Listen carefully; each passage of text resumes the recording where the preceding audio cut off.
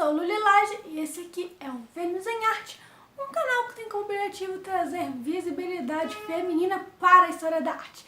E nesse momento nós estamos numa série de vídeos sobre as mulheres impressionistas, as grandes damas do impressionismo. Então nela que a gente vai continuar com mais uma dessas francesas, né, já que a França era o berço do movimento, Eva González. Eva González nasceu no dia 19 de abril de 1849. Apesar desse nome meio espanhol, ela nasceu em Paris. Seu pai, por outro lado, era espanhol e era um escritor. Então a Eva, desde muito nova, pôde conviver com a nata artística de Paris, ou seja, ela sempre teve esse contato que ajudou ela no desenvolvimento mesmo da sua obra, da sua carreira artística.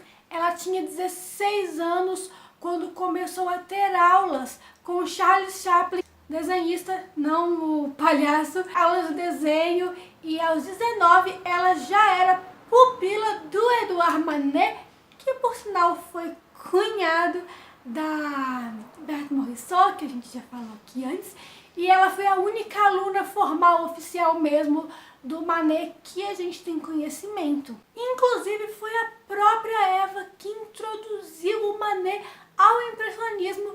Ele não é considerado um impressionista oficialmente, assim, apesar de ter ajudado a fundar o estilo, e foi por causa dela. Eles tinham características muito parecidas, não só na maneira de produzir sua obra, como também nisso de não expor tanto ela. A Eva não tinha o costume de expor as obras nem no Salão de Paris, que era o evento assim para os artistas poderem expor, vender e ganhar notoriedade. Ela não se importava muito com isso e ela tinha essa característica em comum com seu mestre. Outra coisa que a Eva fazia era dar sugestões no trabalho do Manet. Nosso vídeo da Berthe Morisot, a gente sabe que o Manet tinha opiniões bem machistas, assim como praticamente todos os artistas da época, mas ela sugeria e tudo mais, e ela usava também, para não ficar tão igual a ele, apesar de ser parecido, ela tendia muito para os tons pastéis e tudo mais, que é uma característica que ela conquistou através da sua própria autonomia em tentar criar o seu modo de produção mesmo. A Eva, assim como várias das modernistas, sofreu algumas rejeições ao longo da sua vida, porém uma crítica de arte, que o nome eu vou colar aqui agora, Maria Deranes, não sei pronunciar o nome dela, ela elogiava bastante o fato de que a Eva ela tentava ousar em relação a algumas outras artistas que tinha na época. Ela, por exemplo, fazia pinturas grandes, né, de grande formato. Não era uma coisa tão comum, era mais comum para homens, mas ela ia lá e fazia, e isso foi bastante elogiado por essa crítica de arte.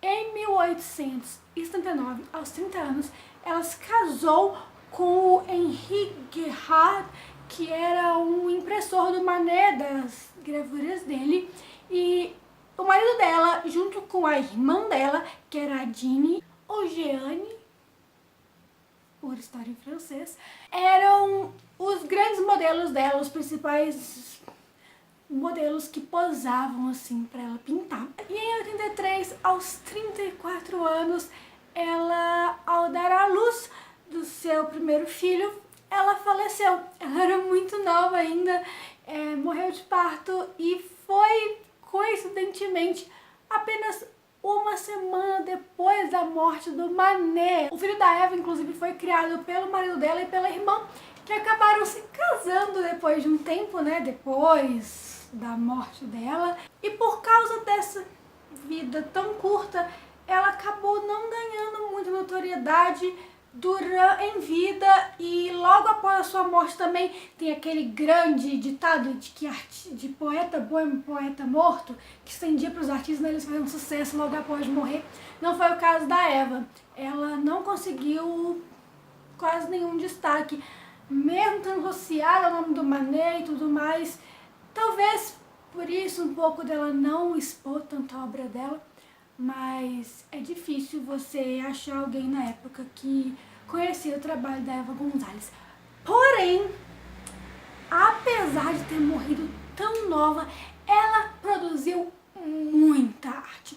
É difícil selecionar os trabalhos da Eva para mostrar de exemplo de tanta coisa que tem. E é um paralelo assim, é o inverso da nossa última vídeo sobre a Marie Bracquemond, que viveu mais do que o dobro do que a Eva. Ela morreu com mais de 70 anos, a Eva com menos de 35.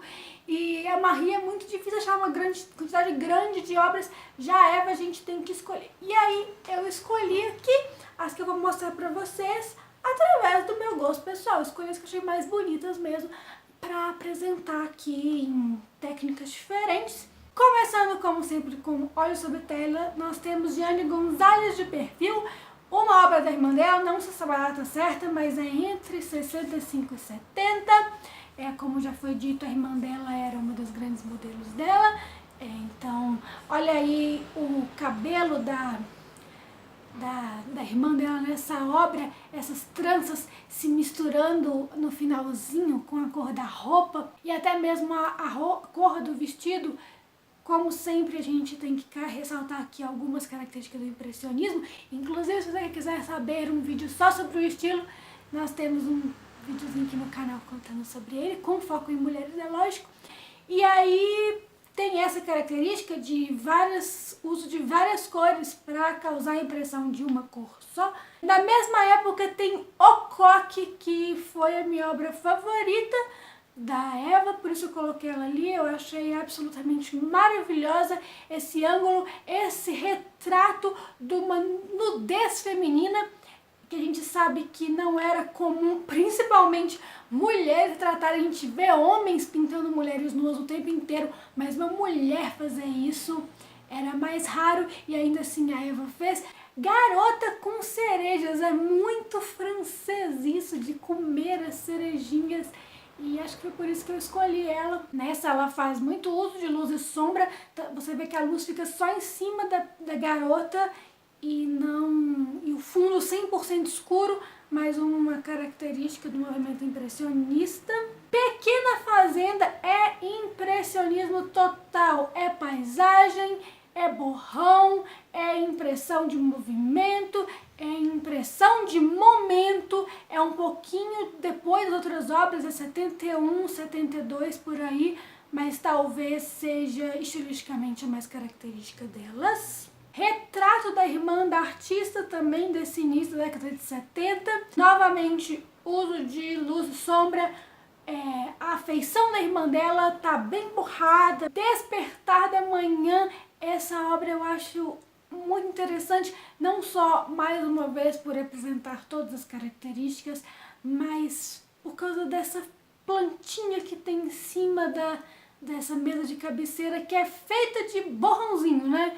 Não tem nada definido, mas você consegue ver ali que parece uma violeta ou algo parecido, um tipo de flor semelhante. Saindo um pouco da pintura e indo agora para o desenho em pastel de 1877, tem O Buquê de Violetas. É um buquezinho bem pequenininho, não é nem o que está em destaque na imagem. Acho que essa garota carregando o buquê está um destaque muito maior.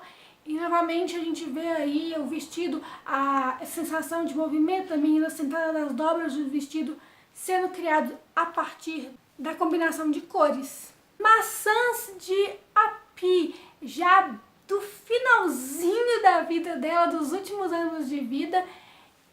Ela também é em pastel. Olha que maravilhoso esse copo transparente que você consegue visualizar. Isso aí foi feito em pastel, não é um material que talvez seja fácil de criar esse tipo de efeito, mas Eva conseguiu.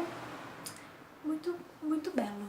É isso, pessoal. Espero que vocês tenham gostado dessa vida breve, porém muitíssimo registrada de Eva Gonzalez, e ela encerra as nossas 4 grandes damas do impressionismo, que começou lá com a Mary Cassatt, Berthe Morisot, Marie Bracquemond e agora a Eva Gonzalez. Elas são as principais artistas do movimento e também são as que tiveram a carreira, principalmente na França, que foi o berço do impressionismo. No próximo vídeo, vamos começar a falar sobre outros artistas no resto da Europa, na América do Norte e até aqui no Brasil, mas continuando a nossa série sobre impressionismo. Ela não vai acabar tão cedo, a gente tem muita coisa para falar sobre o movimento. Eu vejo vocês lá. Até, bye bye.